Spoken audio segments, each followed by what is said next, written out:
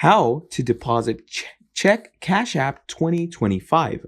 In this video, what we're going to be doing is we're going to be talking about Cash App and how you're going to be depositing your check in Cash App in the easiest and most simplest way.